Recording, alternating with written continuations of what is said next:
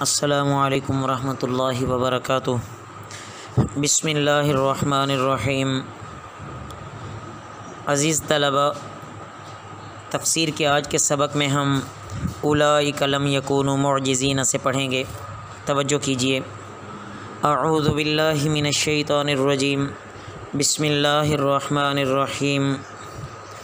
اولئک، یہ لوگ، لم یکونوا، نہیں ہیں، معجزین، عاجز کرنے والے، فی الارض، زمین میں، وما کان لہم، اور نہیں ہے ان کے لیے، من دون اللہ، اللہ کے سوا، من اولیاء، کوئی حمایتی، یضاعف، دگنا، لہم، ان کے لیے، العذاب، عذاب، ما، نہیں، کانو، یستطیعون، وہ طاقت رکھتے تھے، السمع، سننے کی، وما کانو، اور نہ، کانو یبصرون، وہ دیکھتے تھے۔ اولئک، یہی ہیں وہ لوگ، الذین، جنہوں نے خسروا، نقصان کیا، انفسہم، اپنی جانوں کا، وضل، اور گم ہو گیا، عنہم، ان سے، ما، جو، کانو یفترون، وہ گھڑتے تھے۔ لا جرم، شک نہیں ہے، انہم، کہ وہ، فی الآخرۃ، آخرت میں، ہم الاخسرون، سب سے زیادہ نقصان اٹھانے والے ہوں گے۔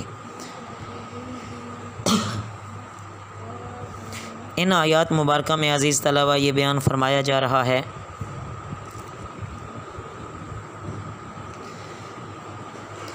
کہ ایک تو یہ اللہ تعالیٰ پر بہتان باندھتے ہیں، اور اسی طرح ان کی مختلف حالتوں اور ذلتوں کو بیان کیا گیا ہے کہ یہ اللہ تعالیٰ پر جھوٹ بولتے ہیں،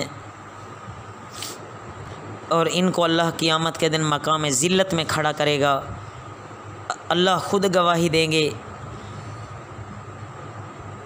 اور اسی طرح اللہ تو بادشاہ ہیں ہی ہیں، اس کے علاوہ پوری خدائی گواہی دے گی، یعنی تمام مخلوقات گواہی دیں گے کہ اللہ پر ان لوگوں نے جھوٹ بولا تھا، یہ اللہ کے نزدیک ملعون ہیں، یہ ظالم، حق سے روکتے ہیں دوسرے لوگوں کو بھی، دین میں یہ شبہ نکالتے ہیں، آخرت کے منکر ہیں، بھلا یہ اللہ سے چھپ کر کہاں جا سکتے ہیں، اللہ کے علاوہ کوئی ان کا حامی و مددگار ہو ہی نہیں سکتا، اور اللہ کا ان کے لیے عذاب دگنا ہے۔ تو ان آیات سے معلوم ہوا کہ اللہ تعالیٰ پر جھوٹ بولنا سب سے زیادہ بری حرکت ہے۔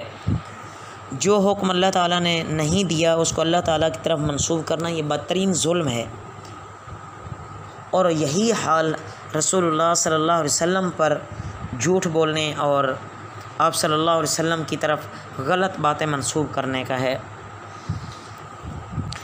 ان الذین، بے شک جو لوگ، آمنوا، ایمان لائے، وعملوا الصالحات، اور انہوں نے نیک عمل کیے، واخبتوا، اور عاجزی کی، الی ربہم، اپنے رب کی طرف، اولئک، یہی ہیں وہ لوگ، اصحاب الجنت، جنت والے، ہم فیہا خالدون، وہ اس میں ہمیشہ رہیں گے۔ مثل الفریقین، مثال دونوں فریقوں کی، کالاعمیٰ، جیسے اندھا، والاصمی، اور بہرا، والبصیری، اور دیکھنے والا، والسمیعی، اور سننے والا، هل یستویان، کیا دونوں برابر ہو سکتے ہیں، مثلا، مثال میں، افلا تذکرون، کیا تم غور نہیں کرتے، ولقد، اور البتہ تحقیق، ارسلنا، ہم نے بھیجا، نوح علیہ السلام کو، الی قومہ، اس کی قوم کی طرف،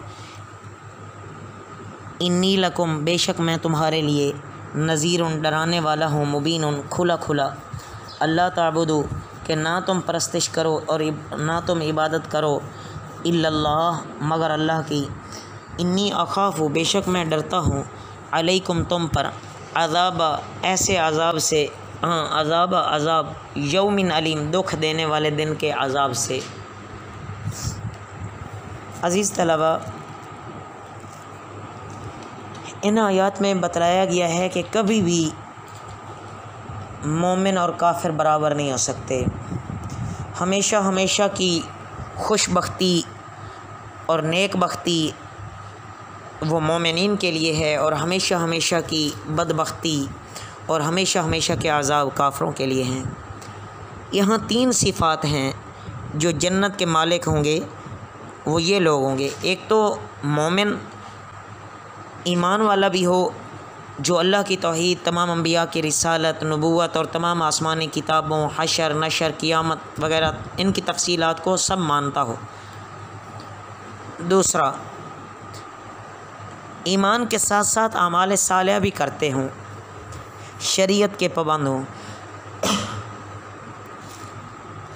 تیسرا، جو اللہ تعالیٰ سے ڈرتے ہوں، عاجزی کرنے والے ہوں، ریاکاری سے بچتے ہوں، یہی اہل نجات ہیں اور یہی اہل جنت ہیں۔ اس کے بعد اللہ رب العزت نے ایک مثال دے کر سمجھایا ہے کہ بھلا دیکھو تو صحیح کہ کیا اندھا اور دیکھنے والا برابر ہو سکتے ہیں؟ ہرگز نہیں ہو سکتا۔ کیا سننے والا اور نہ سننے والا برابر ہو سکتے ہیں؟ ایسا ہرگز نہیں ہو سکتا۔ تو جب ایسا نہیں ہو سکتا تو اصل دیکھنے والے وہ ہیں جو حق کو حق اور باطل کو باطل سمجھیں، حق کی پیروی کریں اور باطل سے بچیں۔ اس کے بعد مومن کی مثال آنکھوں والے کی ہے اور سننے والے کی ہے، اور کافر کی مثال اندھے کی ہے اور نہ سننے والے کی ہے، یعنی وہ بہرے ہیں۔ اس کے بعد حضرت نوح علیہ السلام کا قصہ بیان کرنا شروع کر دیا۔ دراصل حضرت نوح علیہ السلام کی تبلیغ کا اثر غریبوں نے ہی لیا، مگر دولت مند اور مالدار قوم کے سرداروں پر کوئی اثر نہ ہوا، کیونکہ وہ تکبر اور غرور کی وجہ سے مارے گئے، اور وہ اپنے مال اور دولت پر تکبر کرتے تھے کہ ہمارے پاس مال بہت ہے، دولت بہت ہے، لیکن فتح بالآخر حق کی ہی ہوتی ہے۔